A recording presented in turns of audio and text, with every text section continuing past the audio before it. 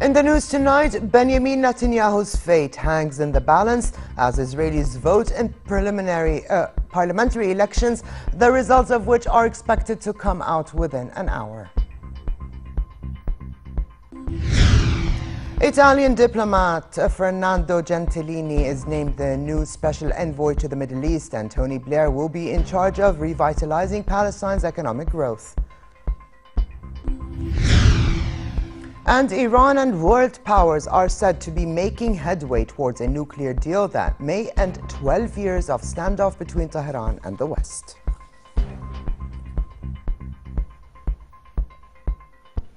Good evening and welcome to a new edition of the news. Here are the details. Israelis turned out in large numbers for a parliamentary election, with Prime Minister Benjamin Netanyahu seeking a fourth term, but facing a strong challenge from the center-left opposition. Netanyahu's main challenger is Isaac Herzog, the leader of the Zionist Union, who is partnered by Tzipi Livni, a former justice minister and peace negotiator with the Palestinians. Nearly 6 million people are eligible to vote, with a turnout expected to be slightly over 60%. Polls were to close just now, and initial results will be published in an hour's time. Here's more. Millions of Israelis voted in a tightly fought election. In many ways, the vote has turned into a referendum on Bibi, the nickname for Prime Minister Benjamin Netanyahu. He's been in power for nearly a decade, and were he to win again, he'd be Israel's longest-serving prime minister.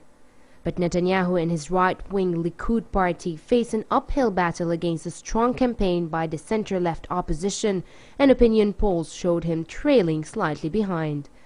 So he's been on a blitz over the last 3 days to shore up his Likud party, promising more building of Jewish settlements and saying Palestinians won't get their own state if he's re-elected. To prevent the rise to power of a left-wing party, there is only one thing to do: close the gap and vote for Likud.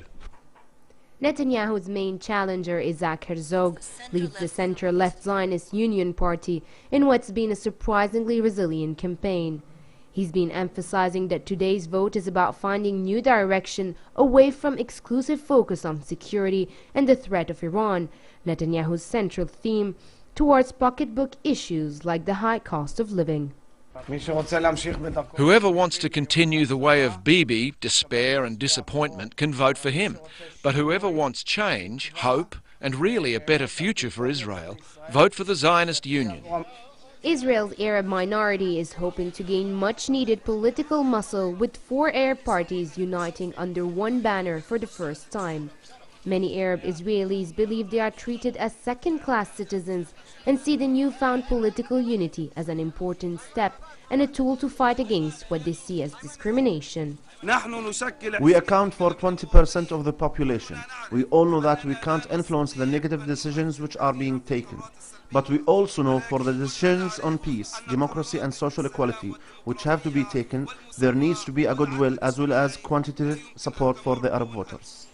Expressing his thoughts on the election last week, Palestinian President Mahmoud Abbas steered clear of criticism, saying he was ready to work with whomever wins, while encouraging Arab Israelis to support their own united list. No party has ever won an outright majority in Israel's 67-year history, so whatever happens in today's vote, the outcome is likely to depend on a frenetic coalition building that will follow. Farah Ajlouni for the News at 10. And to the fight against terrorist air raids on Daesh positions in Syria and Iraq continue. The U.S. military said airstrikes by U.S. and allied forces over a 24-hour period totaled 20. 8 strikes on Syria hit targets near Al-Hasaka and Kobani, and 12 strikes in Iraq targeted positions near Fallujah and near Mosul.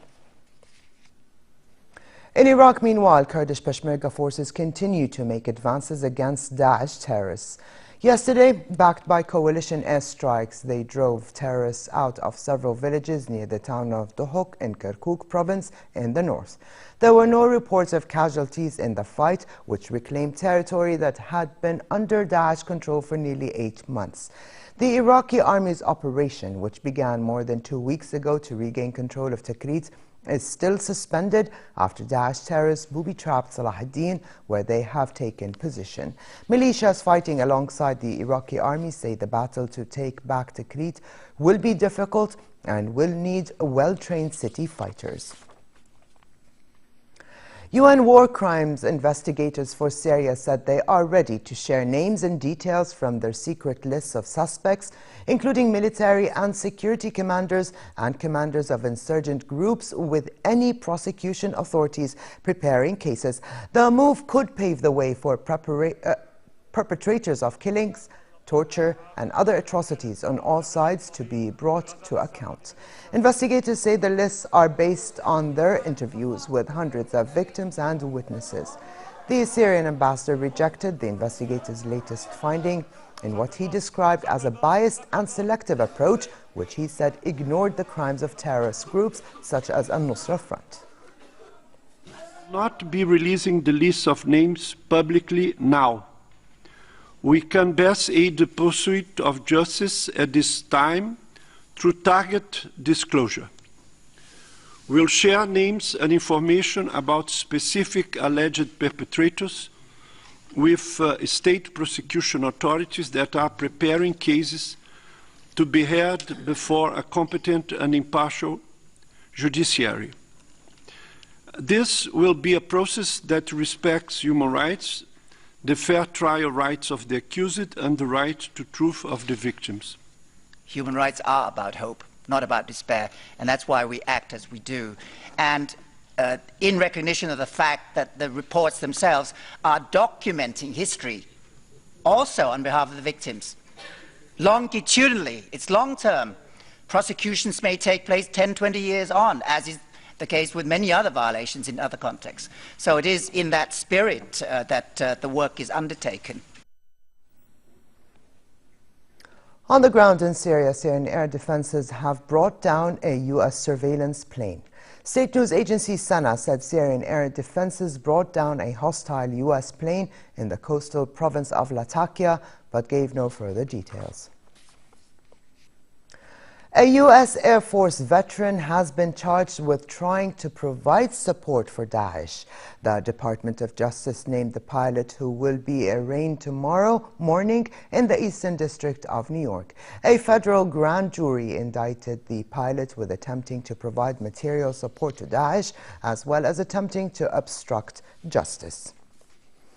The European Union named its new special envoys to the Middle East and Central Asia. At a press conference in Brussels, High Representative of the EU on Foreign Affairs and Security Policy, Federica Mogherini, announced Italian diplomat Fernando Gentilini as its new special envoy to the Middle East.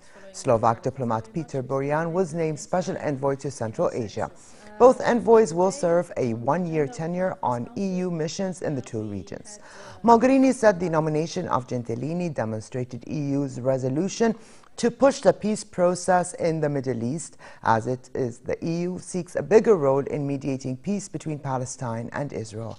Current peace envoy Tony Blair will be in charge of revitalizing Palestine's economic growth. His Majesty the King urges a revitalized tourism sector that capitalizes on the kingdom's diverse products, and Facebook issues new rules banning certain content from its social network. Details when we come back.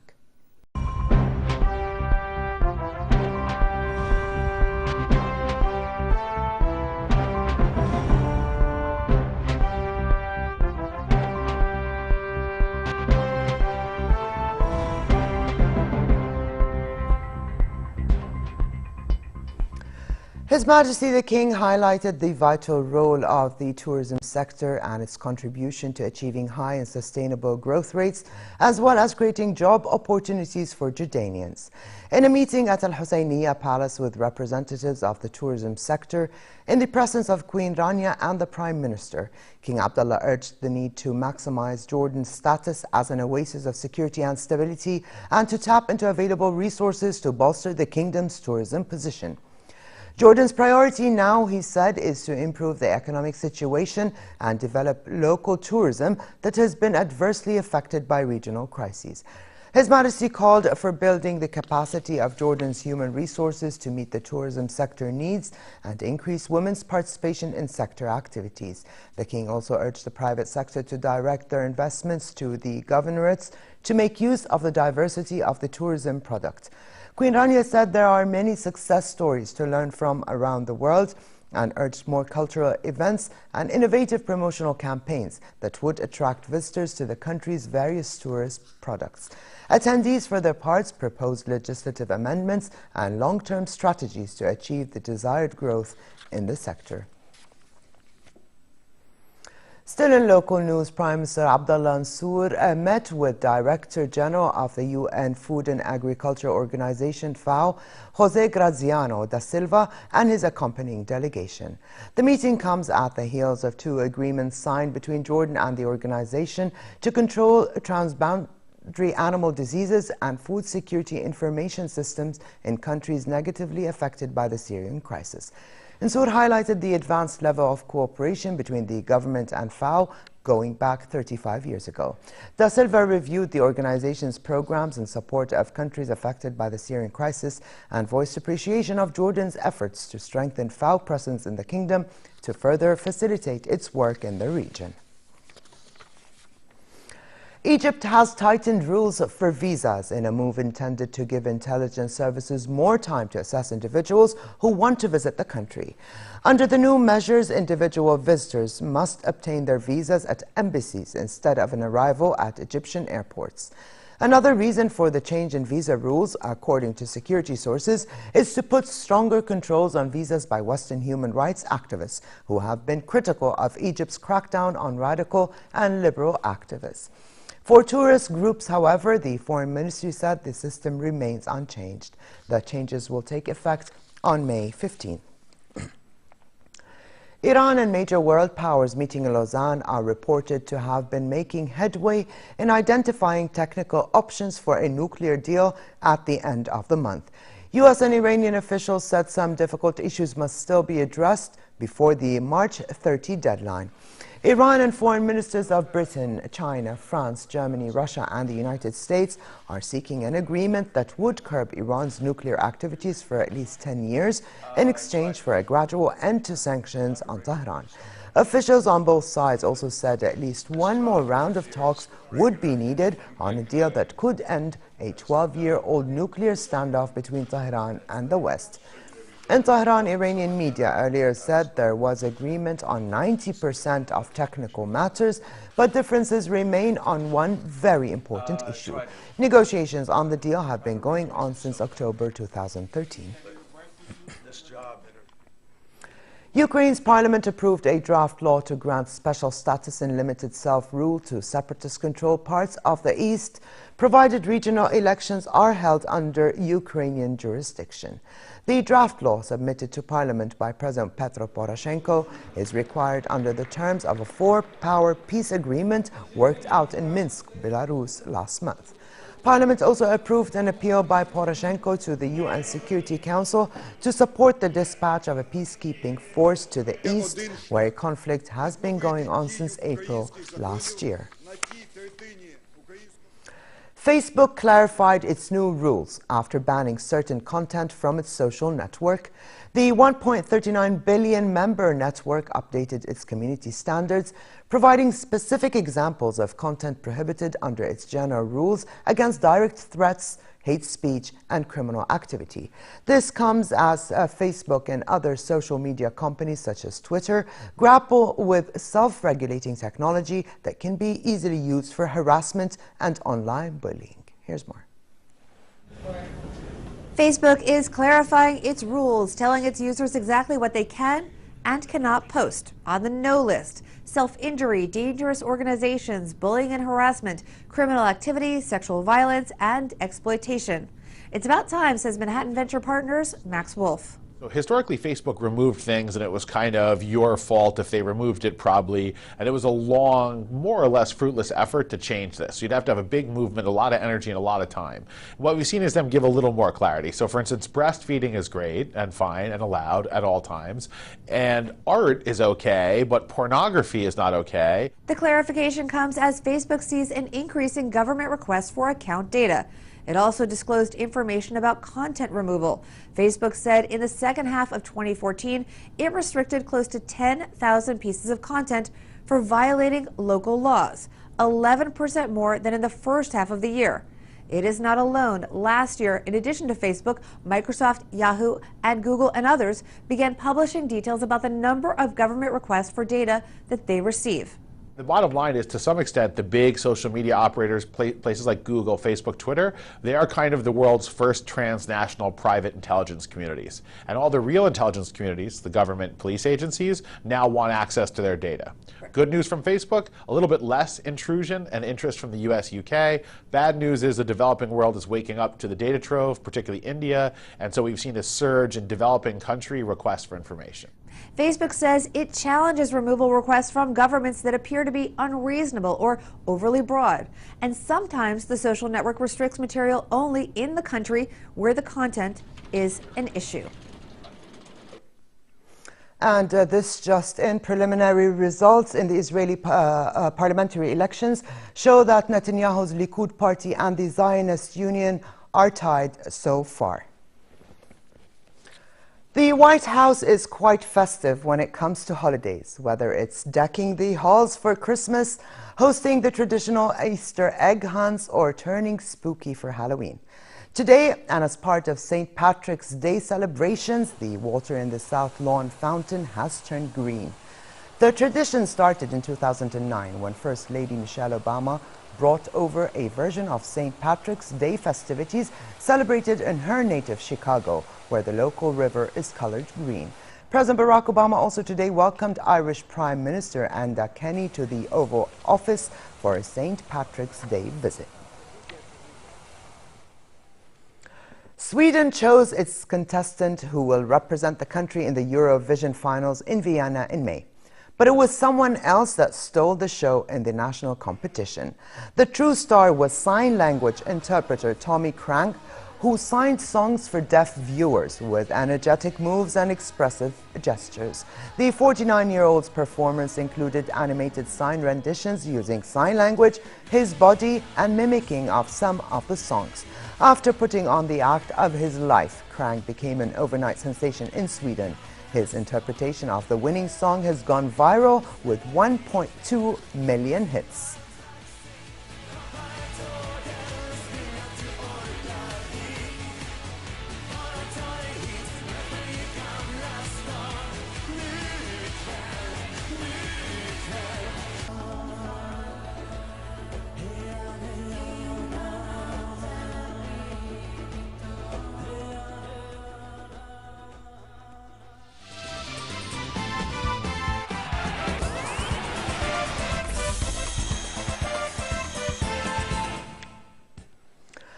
Barcelona are not taking Champions League progress for granted, despite holding a 2-1 advantage as they head into tomorrow's last 16-second leg at home to Manchester City.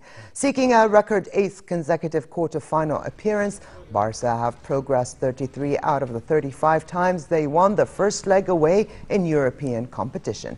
On the other hand, Manchester City hope that Sergio Aguero, the second highest scorer in the domestic competition, will repeat his Premier League goal-scoring form. Scoring goals has been City's main failure in recent weeks, and last Saturday's 1-0 Premier League defeat at Burnley was their third reverse in 4 outings.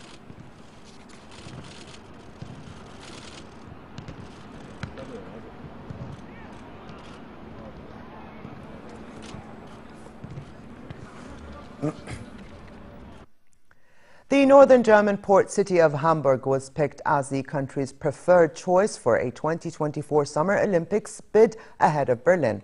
Berlin residents were disappointed. The German Olympic Sports Confederation's members opted for Hamburg instead of Berlin, who hosted the Games in 1936, following polls last week that showed Hamburg citizens were more in favor of the Games than the capital's residents. Boston and Rome have already officially launched their candidacy, with Paris, Doha, Istanbul and Baku seen as possible contenders until the September 15 deadline. And finally, chilly weather continues tonight in most regions with northeasterly light to moderate winds. A rise in temperature is in the forecast tomorrow, creating fair conditions across the kingdom with a high of 20 degrees Celsius in Amman. Fresh winds and possible light showers are also expected during the evening hours. In the Gulf of Aqaba, summer conditions can be enjoyed tomorrow with a high of 28 degrees Celsius. Winds will be northerly moderate to brisk and the seas slightly high. Here now is a look at temperatures forecast for tonight and tomorrow.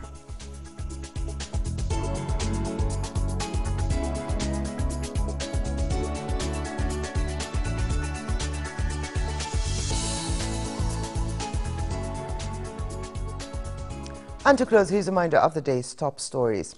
Benjamin Netanyahu's fate hangs in the balance as Israelis vote in parliamentary elections, the results of which are expected to come out within hours.